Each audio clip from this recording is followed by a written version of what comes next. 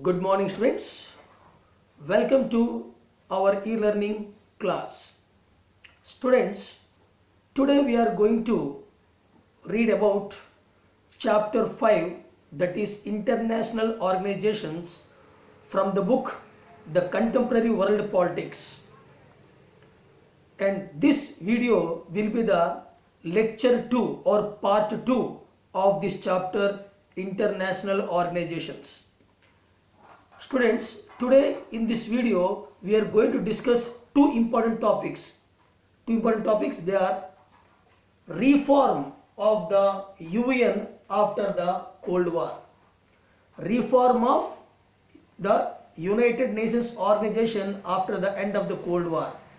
Second one, reform of structures and process.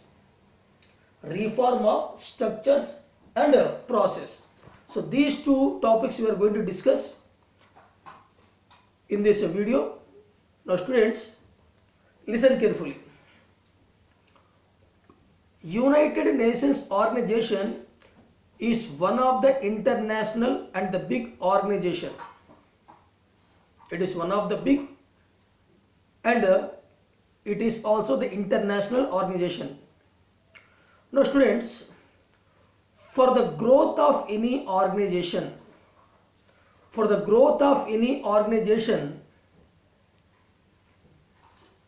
reform and improvement both are essential. Reform and improvement both are very essential for the development of, for the growth of, for the betterment of, for the expansion of any organization. Since UN is one of the international organization, UN also need what? Some improvements, some reforms, so that it can suit better to the changing conditions in the world. So what is it here? Reform and improvement are the fundamental to any organization. They are must for any organization, for its growth, for expansion, for better service, etc. Then only those organizations will serve the needs of the changing environment. Otherwise they'll fail, they become defunct.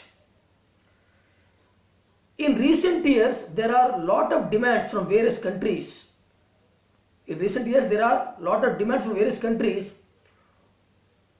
Towards UNO that the United Nations Organization should be restructured, reformed, both in structure and also in the process. In both ways it has to be reformed. That was a common demand by all the countries all over the world. Fine. Now, two basic kinds of reforms face the UN as demanded by all the countries. So it was decided that two reforms are going to be made in the UN organization. One is the structure and process, and the second one is that what are the subjects that are coming under the jurisdiction of the UNO, or what is the jurisdiction of UNO, or what are the works that will come under the control, under the jurisdiction of UNO. So two basic kinds of reforms face the UN. What are the two basic kinds of reforms that UN face? One is reform of the organization structure and process. Reform in the organization structure and process is the first one. And the second one, the issues that fall under the jurisdiction of UNO. So these are the two reforms that face the UNO at the time as per the demands made by all the countries all over the world. Now, almost everyone is agreed that both aspects of reform are necessary. Every country, they agreed that these two reforms are necessary. One is structural and procedural. Second is what are the issues that comes under the jurisdiction, under the control of UNO. And everybody felt these are very essential. Next one, on the reform of structures and process. On the reforms of structure and process, the biggest discussion has been on the functioning of the Security Council. The biggest reform on structural and process has been on the functioning of the Security Council. You all know, in the previous video I studied, Security Council is one of the principal organ of UNO. And this organ possessed 5 permanent members and 10 non-permanent members. The 5 permanent members, they will remain as permanent as long as the UN exists. And the non-permanent members, their term is for 2 years. And 1/3 members of the non-permanent members will be, elected, or they will be removed after every 2 years, and newly 1/3 members will be elected after 2 years. So 10 non-permanent, 5 permanent. Moreover, this Security Council possesses the veto power that I told you yesterday. That veto power means the power to reject any bill passed by the UN General Assembly. Now, so the discussion has been on the reform of Security Council or the functioning of Security Council. Related to this has been demand for the increase. All over the world, people demanded to increase the membership in the Security Council, both in the permanent membership and also in the non-permanent membership. Now, if the membership in both permanent and non-permanent members will be increased, then only it will reflect the contemporary world politics in a better manner. If the permanent membership and non-permanent membership in the UN Security Council will be increased, then only it will reflect the contemporary world politics better, okay, in the structure of the UN organization. In particular, some countries said that the membership should be increased, but it should be increased from Asia, Africa and South America. Why? Because very less representation is from Asia and from Africa and from South America. So many countries, they demanded that from these countries the membership should be increased more. Whereas here, these are the demands. Whereas the US, United States of America, and the Western European countries or other Western countries, they want that there should be improvement. There should be improvement in the procedures on the UN administration and also on the budget. So United States of America and Western European countries, they said that there should be some reform in the budgetary procedures and also in the administration. That is their demand. Okay. On the issues to be given greater priority, or to be brought within the jurisdiction of the UN, some countries and experts wants that the organization to play a greater role or more effective role in peace and security missions. Many countries, they said that the UN should work more on peace and security concerns only. Everybody demanded what? Most of the countries, that UN should work in the field of establishing peace in the world and to provide security in the world to all the countries. Okay. Next one, while some other countries wants that its role to be confined. Some other wants that its role should be confined. UN role should be confined only to development and humanitarian grounds. Development and humanitarian work such as health, education, environment, pollution, pollution control, human rights, gender and social justice. So some countries said that these are the fields in which UN should work. Rest other fields should be left. That is their demand. So different countries demanded in different way. US and Western European countries demanded one way. Some other countries said that it should work only in peace and security. Some other countries said that UN should confine to only these areas. Some countries demanded to increase the permanent and non-permanent membership. Okay, some countries demanded that the membership should be given more to these three continents, I mean Africa, Asia and South America. Now, let us look at both sets of reforms with an example, with an emphasis on reform of the structures and processes. Okay, now students, you all know that the United Nations organization was established in the year 24th October 1945. Okay, at San Francisco. Okay, initial membership was 51 and by later it was increased to present in 2006 was 193. Okay, the UN was established in 1945 immediately after the Second World War. Okay, the way it was organized and the way it was functioned reflected the realities of the world politics after the Second World War. After the Cold War, you know, Cold War was ended in 1991 with the disintegration of USSR. So after the end of Cold War, those realities was changed. Actually, after the World War II, some changes were there, and based on the changes, people thought that they will make some reforms in the UN. But soon after the Cold War, when the Cold War was ended, whatever realities they hoped that have been changed. I repeat, after the Cold War, those realities are different. Here are some of the changes that have occurred after Cold War. So what are the changes that are occurred during Cold War? Number one, the first one is Soviet Union was collapsed, or I can say Soviet Union has collapsed. It was disintegrated. It was disintegrated into 15 republics, and now USSR took the place of what? Russia. Now Russia took the place of USSR. Now it became unipolar world in which US was the dominant country, the most powerful country. Next one, the relation between Russia, the successors of the Soviet Union. Russia is the successor of Soviet Union. So the relation between Russia and the successor of Soviet Union and the US is much more cooperative.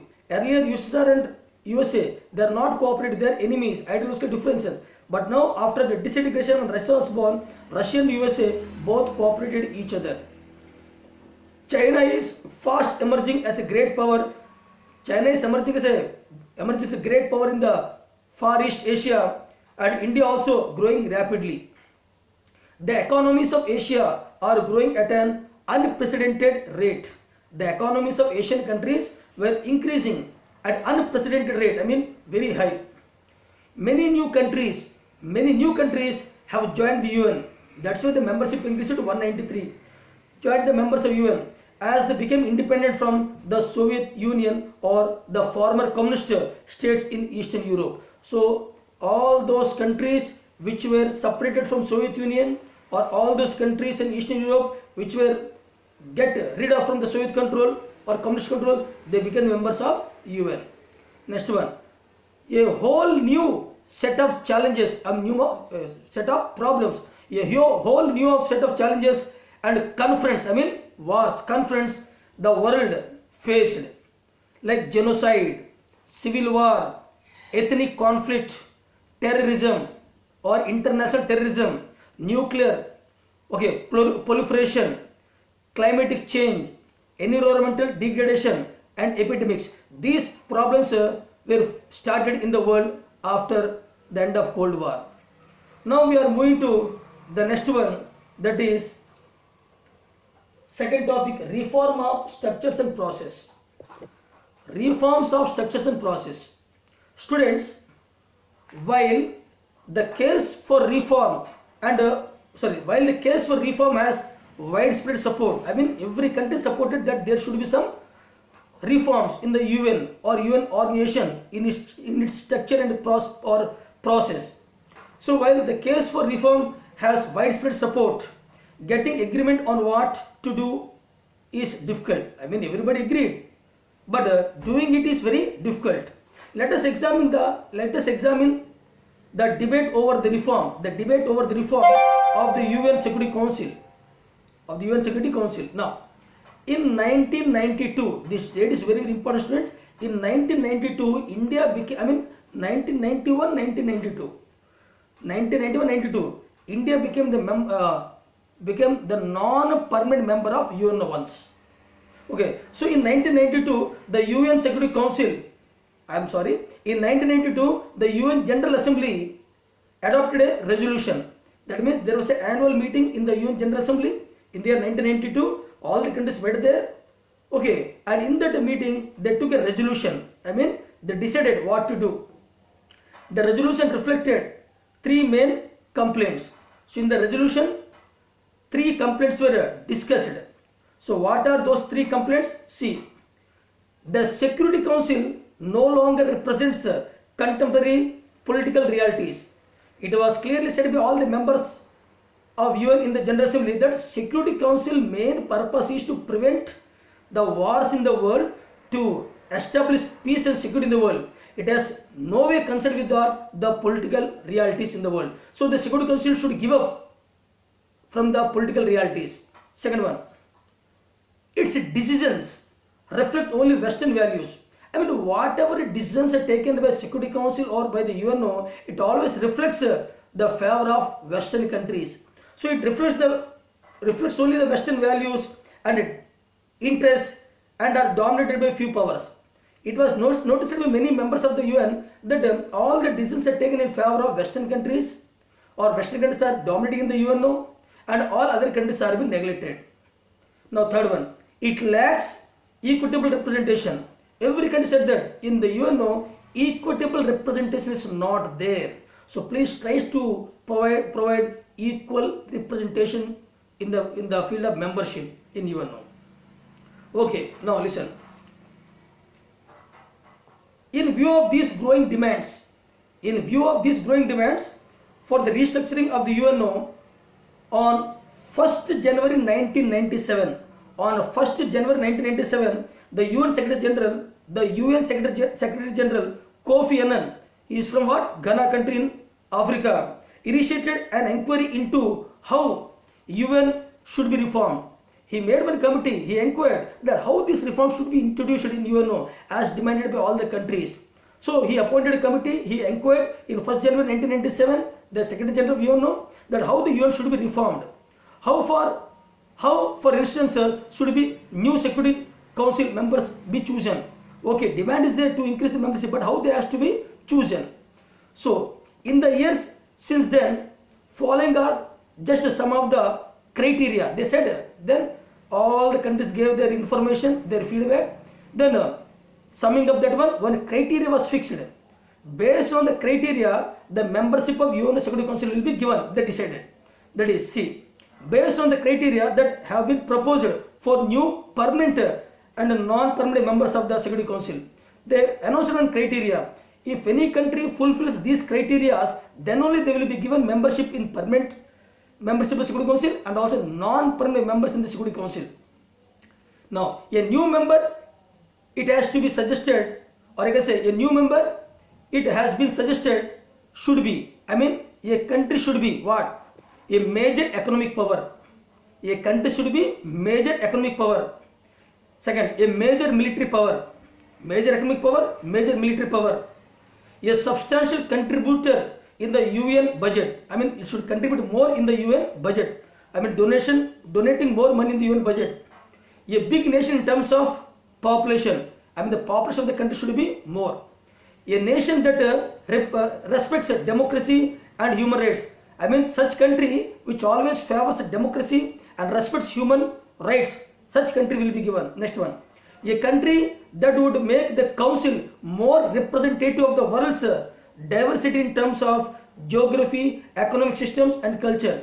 So if any country will possess all these above qualities, then that country will be given the membership in Security Council, either in permanent member, either in permanent this one or non-permanent. Now coming, there has been a move to abolish or modify the VAN system. The UN and other countries members, they decided that to abolish and modify the VAN, the main veto power of system. Veto power, I told you, it is possessed by the 5 permanent members of UNO. So it has to be modified. So those countries only enjoying that one. So it should be changed. So there has been a move to abolish or modify the veto power which is possessed by the 5 permanent members of UNO: America, Britain, France, Russia, China. Without the veto or veto power, there is a danger as in 1945. What is said? Without the veto, there is a danger as in 1945 that the great powers would lose interest in the world. That the great powers will lose interest in the world body. That they would do what they pleased outside it. And that without their support and involvement, the body would be ineffective. But again, there is a question. If you take the veto power from these 5 big countries or 5 permanent members, then they will not show much interest in the UNO. They will get away from the membership and they will indulge in their personal interest. So in this way, what will happen? Again, UNO will become defunct. So it was not done. Now coming to one small topic, World Bank. World Bank was established in the year 1945. Okay, it was found in Washington. The main purpose of World Bank is for that human development. What? Human development. I repeat, the World Bank was created immediately after the Second World War in 1945. It works for the human development such as education and health. Also worked for what? Rural development, development, agriculture, irrigation, rural services, etc. Also works for what? Environment protection, like pollution, okay, control or pollution reduction, okay, establishing and enforcing regulations towards environment. Next one, develops infrastructure such as roads, urban regeneration and electricity and good governance. It also works against anti-corruption, development and legal institutions. So this is about World Bank. Now students, this is the end of our today's both topics. We will come up with some other topics from the same chapter in the coming video. Till then, take care.